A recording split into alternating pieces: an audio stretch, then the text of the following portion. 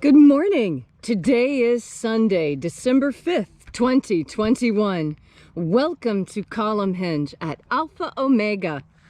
We're located halfway between Death Valley and Las Vegas, halfway between Joshua Tree and Area 51 in the Mojave Desert of the Southwest United States. Good morning, everyone, and welcome back to Alpha Omega Free Church. You know, a lot of times when you ask people how it is that Jesus did miracles, the answer they get is, well, Jesus is the Son of God. Okay, fair enough. What about his disciples? How did they do miracles? Because in the Bible it says that he sent them forth to cast out devils and to heal the sick and to forgive sins in his name. Now, how exactly did they do that? This is completely missing from the Bible, other than the mention that they did. So obviously, there were some secret teachings. Now, this is where it becomes very interesting, because in 1769, archaeologists found exactly that corpus of secret teachings. In two lost books of the Bible, the first and second books of IAOE, that had been buried beneath the sands of Egypt at the time when Christianity became the official religion of the Roman Empire, and they demanded that all churches adhere to the same canonical Bible. Thanks to this wonderful discovery, this morning, Leslie McQuade and I are about to share a ritual with you, a wonderful, wonderful sacrament from the first book of IAOE called the Opening of the Treasury of Light. I'm Reverend David Griffin. I'm Reverend Leslie McQuade. And this is the secret teachings of Jesus Revival. The sun is the dispenser of light to the earth. May the living light of the God force inflame our souls with abundant life. Our destiny lies amongst the stars, and to the stars humanity shall ascend.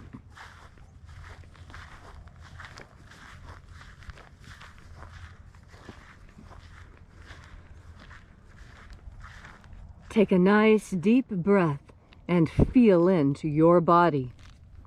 Breathe deeply. Feel each breath as it moves into you. Follow those changes as the sensations spread throughout your body.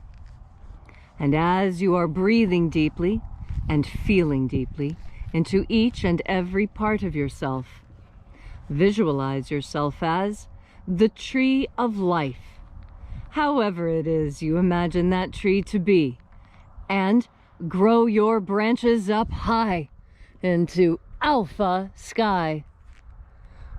Drive your roots down deep into omega earth. I call on east.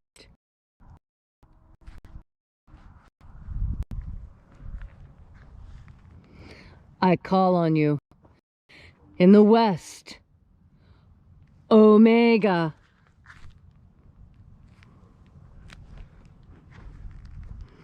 I call on you in the north, Alpha.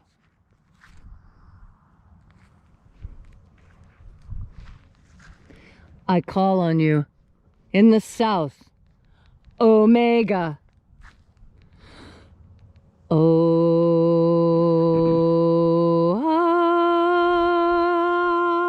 Alpha. At Omega. The beginning. And the end. And the path of the age between. Sunrise. And sunset. And the path of the sun between. Birth. And death. And the path of life between. Alpha. Omega. IAOE.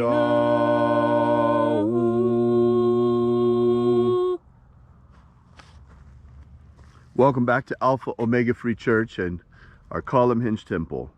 This morning we'll be opening the 9th Treasure of Light. We begin by reaching out to the angels in the invisible. Angels of the 9th Treasury, attend. Watchers, we know your names. So stand aside as we open the 9th Treasure of Light. A-yeah-ah-yeah.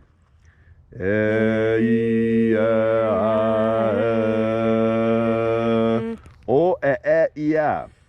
O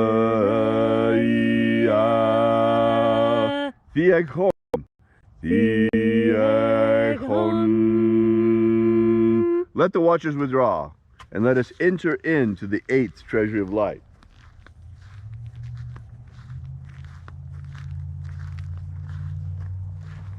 And there are 12 heads in my Father's treasury, and these are the names that are in the temple, that are in the places when they sing praises to my Father, and he gives light power to them.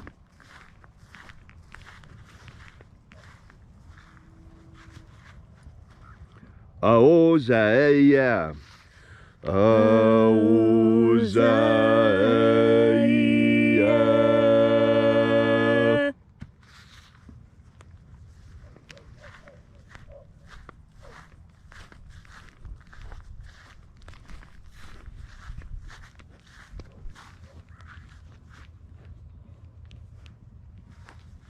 Ahoba inoza. Ahoba inoza.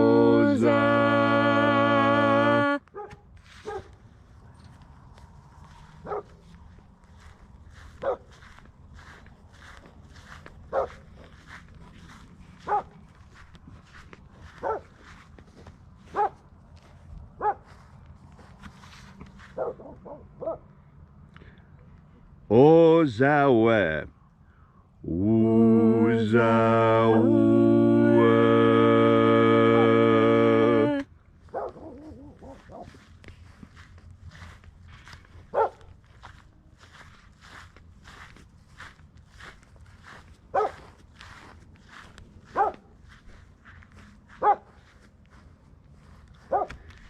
Yeah.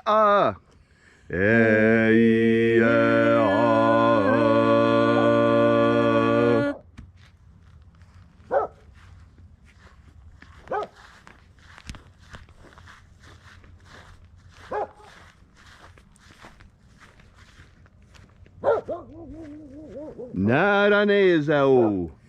Naranezau.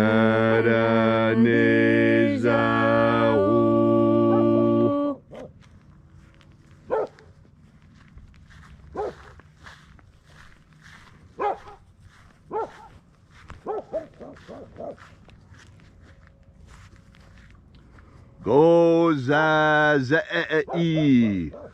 Gozazai.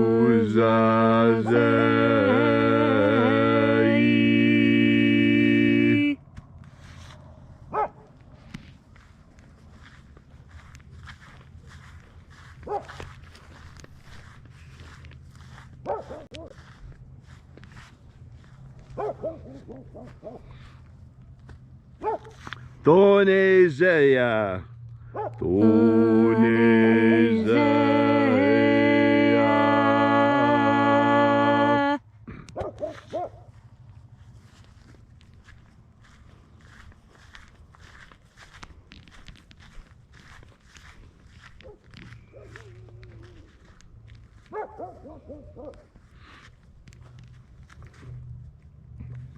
Aphazae. Aphazae.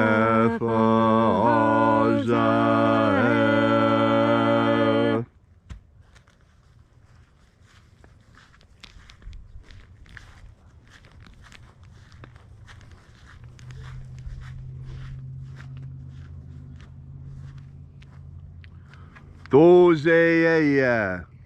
Tozeia.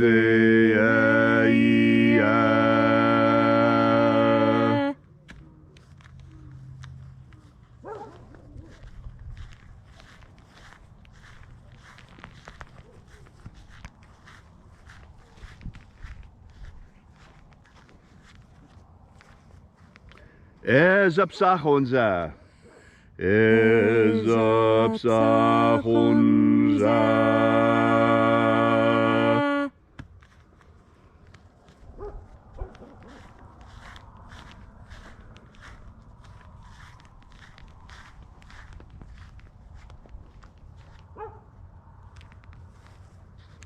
Barezazai. Barezazai.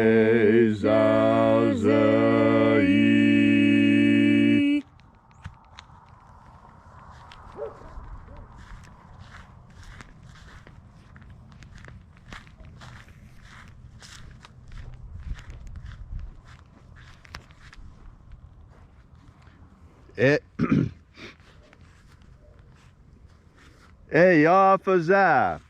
Eyafaza.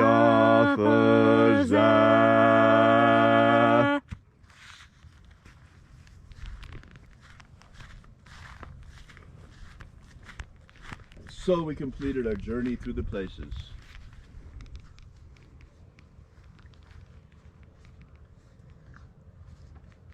Calling forth the 12 mighty angels of the treasury of light.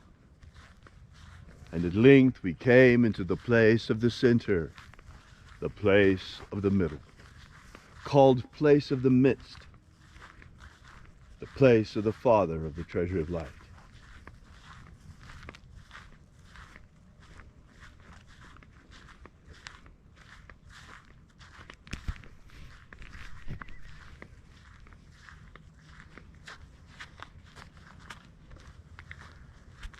O Father of the ninth treasure of light, by your cipher and by your name, we invoke you.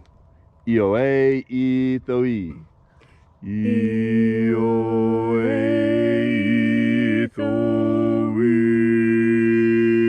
I. Let the divine light descend. It is the intention of this ritual and our fervent prayer on this gorgeous Sunday morning to establish human liberty worldwide. Establish human liberty worldwide. Abolish slavery in all its forms. Abolish slavery in all its forms. And set our people free. Set our people free.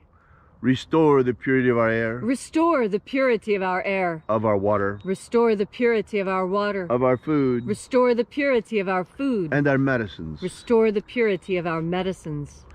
May all who search for the abundant life promised by the living Jesus discover the God force energy and how to fuel our living souls with that energy. And then in the hour of death, may we shed this physical body like a serpent sheds his skin and rise directly into what Jesus called the kingdom of light. Jesus spoke a great deal of the kingdom of light. He called it interchangeably the kingdom of heaven as well. The kingdom of heaven, the kingdom of light. The place of the afterlife, my Father's house, he called it by many, many names.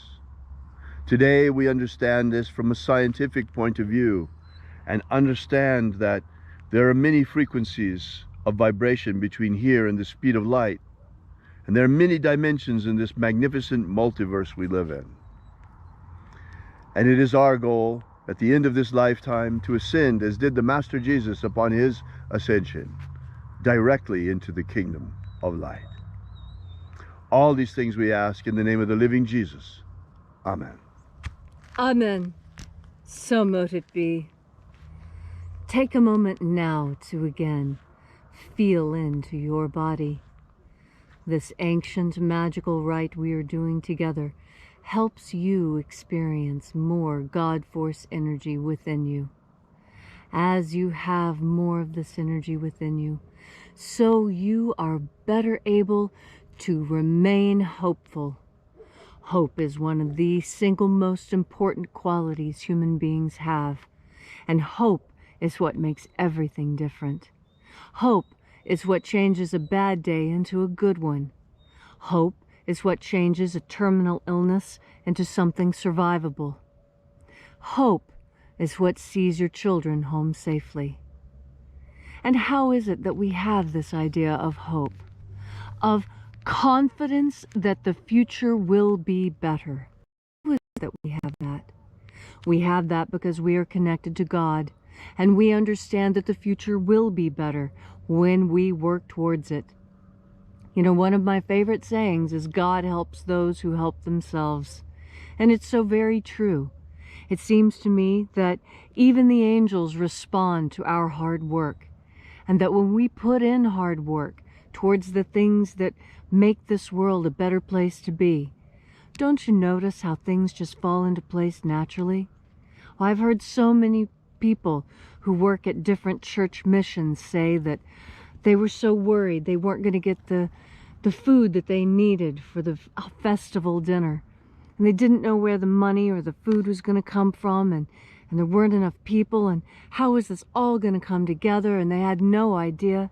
And yet, at the last moment, everything did. And it was amazing, because even when it seemed like that holiday dinner was not going to happen, everyone there worked as if they thought it was, holding out hope that at the last minute something would happen. Someone would come through. Jesus would move on someone's heart to do the right thing. And the truth is, that's exactly what happened every single time. I think that hope is how prayers are really spoken. Because hope is that constant feeling within you that doesn't die, that isn't something that's said and walked away from, or like a flower, watered and then you go on about your day. Hope is something you hold on to. You remind yourself of it. It's something you hear over and over in your own mind, in your interior experience. That's because hope is what God gives. Hope is that communication that we have with God that assures us that the future will be better if we only hold on, if we only persist, if we only maintain, if we only see it through to the end. And how is it that we do that? Well, it takes a lot of energy and a lot of time and focus. But that's all right, because you've never been afraid of hard work. That's what makes you different. That's what makes you special. You're not afraid of doing the difficult things. And that's what God is constantly asking of us, to do difficult things. Things that aren't exactly easy, but things that are good. And when you do those good things, you feel good. And the people around you feel good, and everyone is happy. And what does that take? It takes faith in the future, and that takes hope. And what is hope? Hope is that assurance you get that the future will be better. And how do you get that assurance? You get it directly from God. And how? It's so easy. We've been doing it all along, by taking in another deep breath of God force. Thank you, Leslie, for that beautiful and inspiring message. If you'd like to know more about the secret teachings of Jesus, be sure to drop by our website at